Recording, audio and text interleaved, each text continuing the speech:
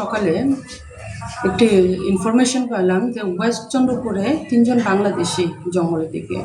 তো আমরা সেই ইনফরমেশনে আমরা থানার স্টাফ পাঠানো হয়েছে। তারপরে তারা জঙ্গল থেকে সার্চ করে পাওয়া গেছে ৩ জন বাংলাদেশি আমরা ডিটেন করা হয়েছে।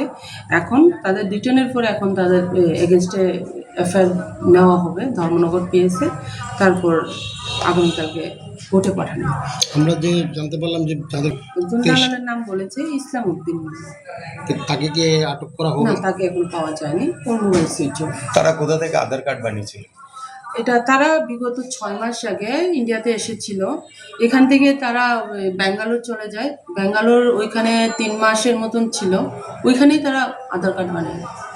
যাদেরকে আটক করা একজন হলো এমডি নূর আলম, তারপরে রায়হন মিয়া, তারপর মাহিউদ্দিন, 3 জন।